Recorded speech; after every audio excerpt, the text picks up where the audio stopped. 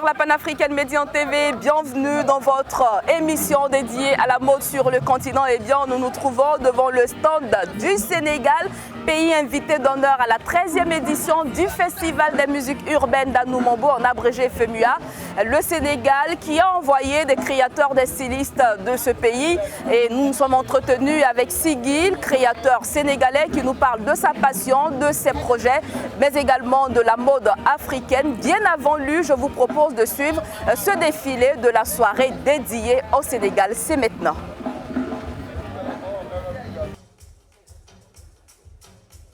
C'est une grande première. Le Sénégal a l'honneur dans le cadre de la 13e édition du Festival des musiques urbaines d'Anoumambo, en abrégé FEMUA.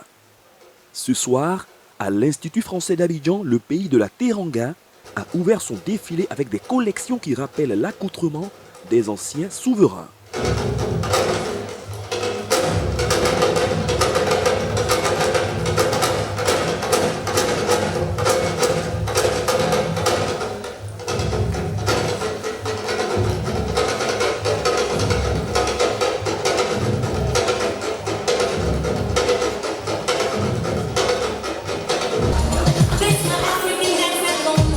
Un défilé inédit, l'événement a toute une consécration.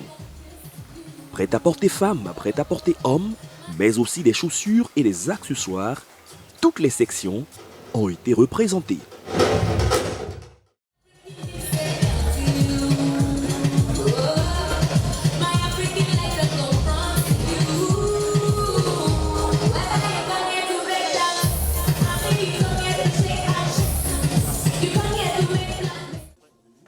De Owens, Ousseynou Ndiaye, Célie Rabikan ou encore la marque Sigil, plusieurs talents engagés ont été mis en lumière.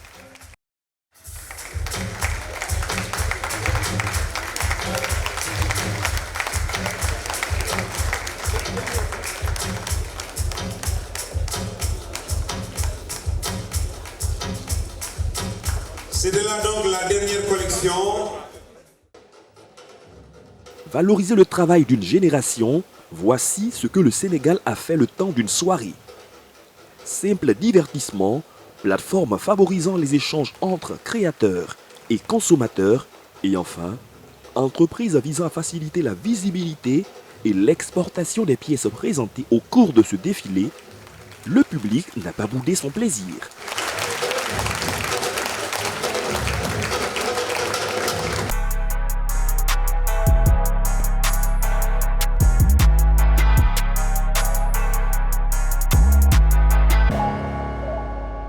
Merci de nous prendre en marche. Nous sommes à la 13e édition du Festival des musiques urbaines d'Anoumambo, en abrégé FEMUA. Et cette année, c'est le Sénégal qui était à l'honneur. Donc à cette occasion, nous avons décidé d'échanger avec un grand styliste du pays de la Teranga. Son nom, c'est Sigil. Merci d'être avec nous. Merci. Alors, c'est qui Sigil pour nos téléspectateurs? On m'appelle de coutume Cheikha, styliste de la marque Sigil. Et je suis créateur de mode, tu vois, et voilà, c'est par le biais de la mode aussi qui m'a permis d'accéder à beaucoup d'autres disciplines. L'intervention de la mode dans la musique, l'intervention de la mode dans le spectacle visuel.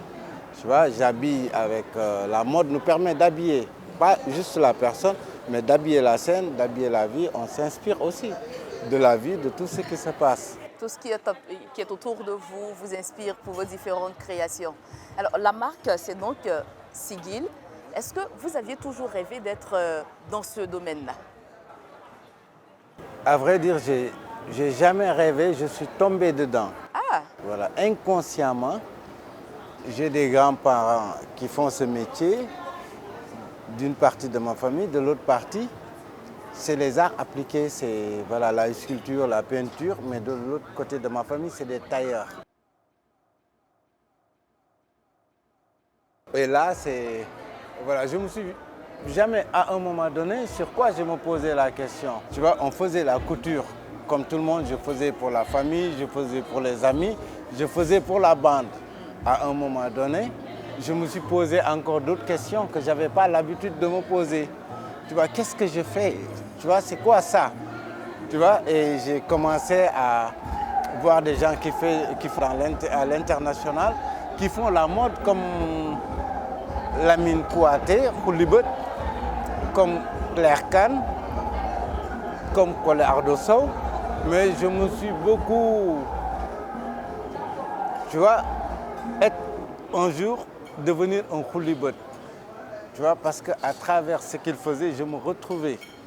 Tu vois, et quand j'ai commencé à voir, les gens me disaient, ce que tu fais, ça ressemble à tel. Ce que tu fais, ça ressemble à tel. Tu vois, à ce moment, je ne faisais pas Sigil. J'ai commencé avec d'autres marques. Tu vois, j'ai commencé avec Newdem, qui veut dire on y va. Ça veut dire rassembler des gens, faire un truc en commun. À un moment donné, le groupe s'est éclaté.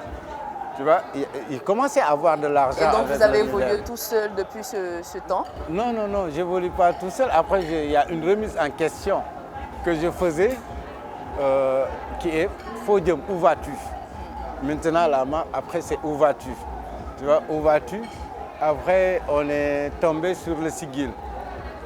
Le Sigil, quand je faisais du Sigil réel, c'était une évaluation que parce que Sigil, c'est en 2004-2005. Et rapidement, Sigil, ça veut dire quoi? Sigil, ça veut dire relève la tête. Tu vois, sois fier de ce que tu fais. La fierté de ce que tu fais. Tu vois, Sigil, c'est ça. Ça veut dire, voilà. Et avec Sigil, c'était une évaluation. Tout ce que je voulais faire de Sigil, ça veut dire évaluer d'abord. Donc, pour évaluer, qu'est-ce que j'ai fait? Mon stratégie, c'est de m'inscrire dans beaucoup de concours internationaux. Avec la marque, je me suis inscrit dans beaucoup de concours internationaux. Vous avez remporté des prix, je suppose. Voilà, ça m'a permis, comme le Festival de Dinard, je suis le seul participant qui n'a pas fait des écoles. Je suis le seul participant qui est venu d'Afrique. Je suis le seul participant à ce concours qui a eu 3 prix. Dans le même festival, j'ai eu 3 prix. J'ai eu le Grand Prix, lauréat Grand Prix homme. J'ai eu la mairie de Paris.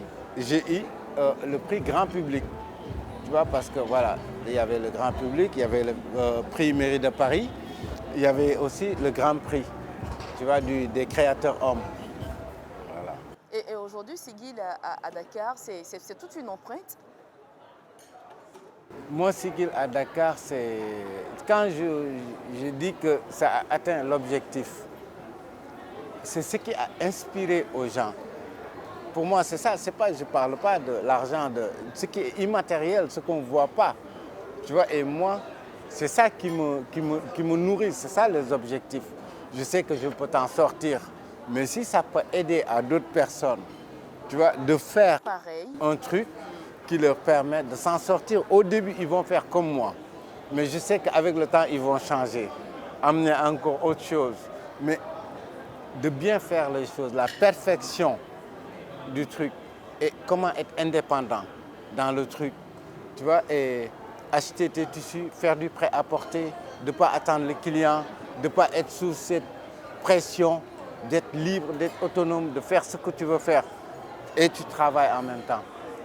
Tu vois, moi, c'est ça le Sigil pour moi, ce qui a donné le plus d'importance. À tout ce que vous faites. Alors, Sigil, c'est forcément de très beaux tissus. Alors, parlez-nous de cette matière que vous utilisez et quel genre de création faites-vous en fait? Bon, les débuts de Sigil, on s'est posé vraiment beaucoup de questions. Tu vois? Pour moi, les matières, c'est comme la langue. Quelle langue universelle on peut utiliser? Une fois qu'on prend une langue, et qu'est-ce qu'on va expliquer de cette langue?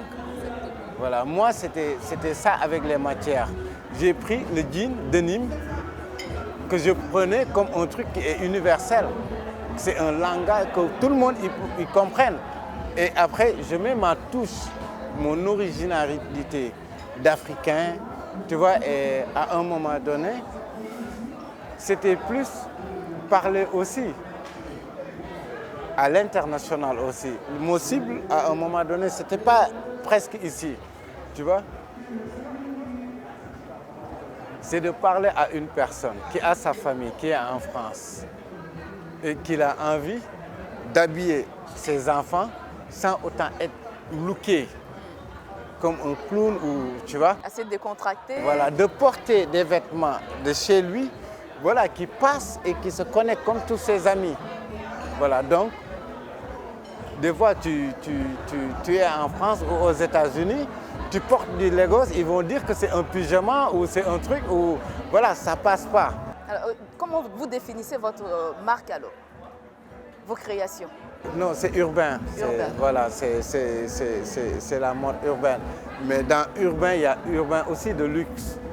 Tu vois, quelque chose qui peut aller dans la rue, comme quelque chose qui peut aller faire des grandes soirées avec ou aller au travail avec. Et dans ce truc-là, la matière jean, c'est d'amener les empreintes africaines. Tu vois, on a des touches, on a nos modèles qui sont propres à nous. Moi, j'ai commencé à revisiter le baïfalisme. C'est une communauté qui est au Sénégal, des Mourides, des Baïfal. Ce que je porte là, c'est un truc de Mouride. Tu vois, c'est dans cet esprit-là que j'ai inclus ce matériau jean. À faire des farumbam, à faire des sarwell, à faire des trucs, voilà, des trucs qui ressemblent à ce que nos ancêtres portaient. Mais de le faire d'une manière très moderne. Il y avait la modernité qui prônait. Tu peux voir que ça, c'est du jean. Mais c'est un modèle que tu n'as jamais vu et c'est bien fait, bien coupé, bien agencé, bien aligné. Et on peut porter pour aller n'importe où. Et tu portes pour aller n'importe où. Et justement, vos tenues sont destinées aux femmes, aux hommes ou c'est toute catégorie? Non, c'est toute catégorie. Quand je vais dans des trucs, soit je présente collection homme ou collection femme. Parce que pourquoi je mettais plus en avant la collection homme? La collection homme, je le mettais en avant parce que je voyais qu'il n'y a pas de créateurs hommes. Tous les créateurs africains, ce qu'ils font, c'est des trucs de femmes. Tu vois? Et comme si les hommes étaient dans l'oubliette. Tu vois? Et moi, voilà, j'ai travaillé sur les hommes parce que ce qui a amené ça, quand j'ai participé au festival de Dinard, je suis arrivé, tu dois faire homme ou femme, haute couture ou voilà, prêt-à-porter. Moi, j'ai choisi le lot prêt-à-porter. Et dans prêt-à-porter, on me dit qu'il n'y a plus de place pour les femmes. Il ne reste que pour les hommes. J'ai dit, c'est pas grave, je prends. Et après, j'ai vu que tout le monde faisait juste pour les femmes. Personne ne faisait pour les hommes. Parce que pour les hommes, il y a beaucoup de contraintes. Tu vois, tu ne peux pas trop délirer. Tu vois, c'est vraiment cadré. Tu ne peux pas faire des fronces, tu ne peux pas faire des plis, tu ne peux pas faire voilà, des grands coups. Tu peux pas. Voilà, c'est l'homme et voilà. Mais avec l'homme, maintenant, comme c'est classique, il fallait faire des traits, voilà, qui montrent des découpes, même si c'est petit. C'est là que j'ai commencé à travailler dans le design. Pour dire que maintenant, je ne modélise pas, je designise. Tu vois, ça veut dire que je customise les vêtements. Je rajoute des touches, des petits plis, des coupes, des détails, plus de détails, mais des détails que tu peux voir aussi de loin. De loin, c'est ça. Donner une certaine beauté, apporter une certaine beauté à la coupe classique des hommes. Et est-il vrai qu'au Sénégal, on trouve les plus grands créateurs africains?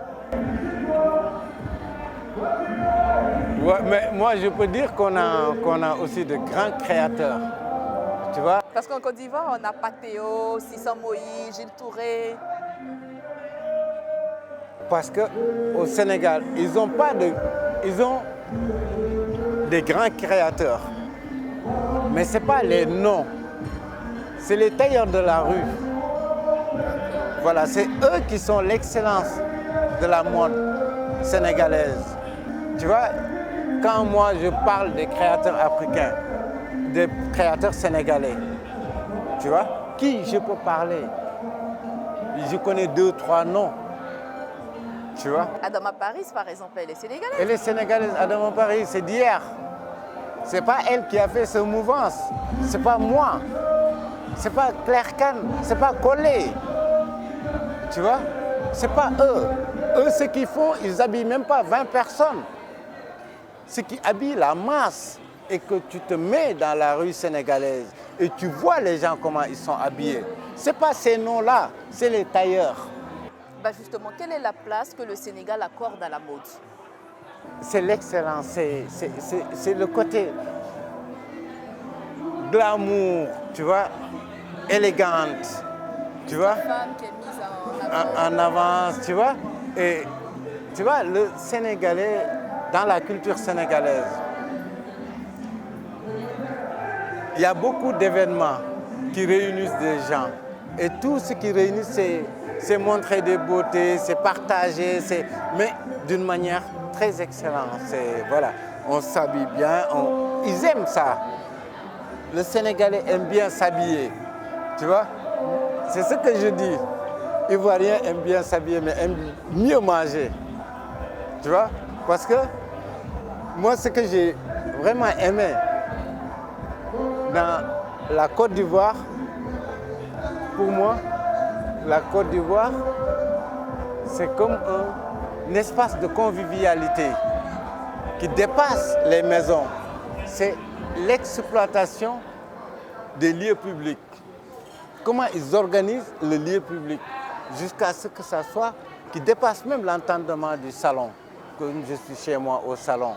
Tu vois, pour moi, leur table à manger, c'est dehors. On mange dehors, on fait dehors. C'est plus important, tu vois, de s'habiller. Voilà, c'est cet espace de convivialité. Comme on dit, le Sénégal est un pays de la teranga. Moi, je ne dis pas le pays des éléphants. Le pays de la convivialité. Parce que c'est ce qui saute dans mes yeux. Ce n'est pas la première fois ni la deuxième fois que je viens en Côte d'Ivoire. Mais un pays vraiment de convivialité. On mange bien, on parle bien, on ne se prend pas au sérieux, mais on est sérieux. Tu vois, et voilà, ça c'est... À la fois un mélange de folie. Voilà, c'est ça aussi. Et justement, vous êtes donc ici en Côte d'Ivoire dans le cadre de la 13e édition du FEMUA. Et il y avait une soirée dédiée au Sénégal, soirée au cours de laquelle un défilé a eu lieu. Vous étiez présent, vous avez présenté une collection. Parlez-nous donc de cette collection. Moi, ce que j'ai présenté lors du défilé de la soirée sénégalaise, c'est la prochaine collection que je suis en train de travailler qui s'appelle le Livre Noir, qui remet en question la mode africaine. Tu vois, avant Chris Seydou, qui était là? Tu vois, on ne s'arrête pas sur Chris Seydou. Avant Chris Seydou, mais on dirait que la mode africaine commence par Chris Seydou. Tu vois, et avant Chris Seydou, il y en avait. Qu'est-ce qu'on va prendre de Chris Seydou jusqu'à descendre au plus bas?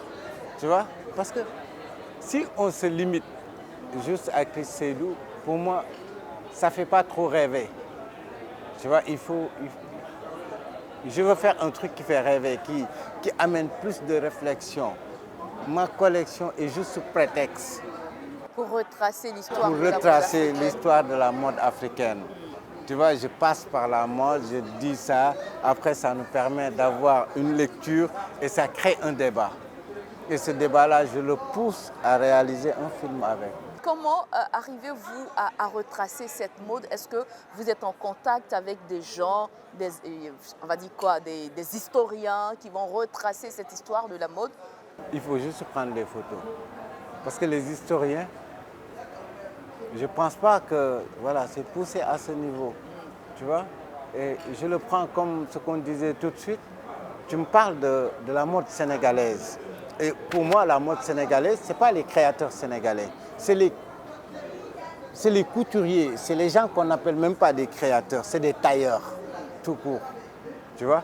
Avant Chris Seydou, on considérait plus les gens à des tailleurs. Chris Seydou n'a pas créé le Sarwell, n'a pas créé le Grand Boubou. Il l'a revisité avec des pagnes de chez nous. Le Bogolan, il a travaillé plus sur le Bogolan. Tu vois, mais moi je parle des modèles qui nous est propre, qui est à notre identité. Et ces modèles-là doivent être répertoriés, redessinés, retravaillés. Par exemple, quand tu vas sur le net, tu mets coupe de pantalon. il te sort en coupe, mais tu lui dis coupe de ndoquette ou de truc de mamboy, il n'y a rien qui sort. C'est pas évident. Il n'y a rien qui sort. Tu vois, c'est comment répertorier tout ça jusqu'à ce qu'on le numérotise. On fait des calculs précis, tu vois, pour dire que si épaule est ça, la taille doit être ça, ça doit être ça, la longueur doit être ça. Tu vois, comme si on fait un taille S. Tu sais, le taille S, le taille M, c'est pas que ça. Il y a des codes à l'intérieur. C'est pour coder le truc, tu vois, que toi tu es S+, parce qu'il a l'épaule qui mesure tant, poitrine qui mesure tant, tour de taille qui mesure tant, ceinture qui mesure tant, qui fait que c'est un taille S ou M ou, tu vois, voilà, c'est pas que, voilà, c'est comment ils ont codifié tout ça. Tu vois, moi je suis dans la réflexion avec la collection pour pousser la réflexion qu'on puisse, voilà, travailler un tout petit peu comme ça. Et bien justement, on reste toujours dans ce cadre de la Côte d'Ivoire. Est-ce que vous prévoyez un projet entre les deux pays, le Sénégal et la Côte d'Ivoire? Je parle bien sûr du domaine toujours de la mode. Je rêve de faire un projet en Côte d'Ivoire. Parce qu'il y avait, au Sénégal, on organise la Biennale des Arts Contemporains. J'avais présenté un projet avec mes collaborateurs qui s'appelle Mon Super Kilomètre. Mais mon super kilomètre, c'était de présenter la ville en panoramique. Ça veut dire sur 1 kilomètre, on étale. Et tout se passe. Et quand je marche en Côte d'Ivoire, j'ai l'impression de voir ça. Tu vois, et c'est un truc qui fait 1 kilomètre. Et tu vois, sur ces 1 kilomètre, on essaie de mettre la ville en panoramique. Toutes les activités de la ville, tous les trucs qu'on voit, tous les trucs, on les met comme en mode cinéma. Tu prends la bande, ça fait une bande de 1 kilomètre. Voilà, et on associe tout ça.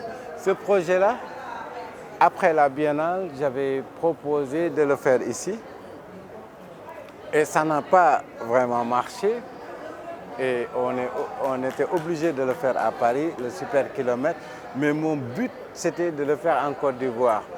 Et là, je suis en train de parler avec des amis cinéastes qui sont ici, à faire un documentaire nocturne, Abidjan by Night. Voilà, c'est sur ça qu'on est en train de travailler. Abidjan fantastique. Voilà, c'est... Ce qui veut dire qu'on vous reverra très bientôt, après le FEMUA. Ouais, après le FEMUA, je pars au Sénégal, je pose mes bagots, voilà. Et je change d'habit et je reviens. Est-ce que vous pensez que les marques africaines ont du mal à s'exporter? Pour moi, les marques africaines peuvent s'exporter, mais d'une autre manière de s'exporter.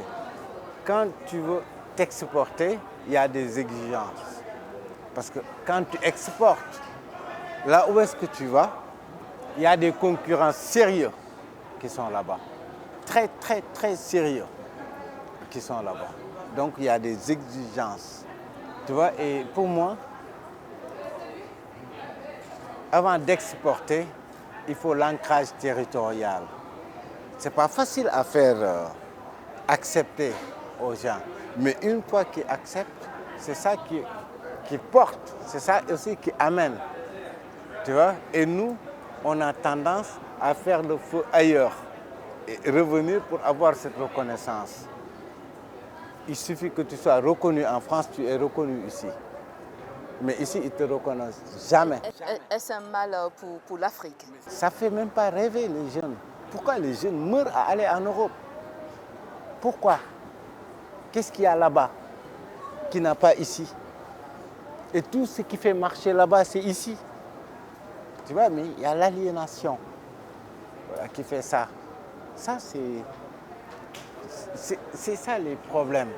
Tu vois, quand on fait quelque chose, on le projette déjà à l'extérieur avant même de travailler sur l'ancrage. C'est l'ancrage qui lui donne la solidité. Tu vois?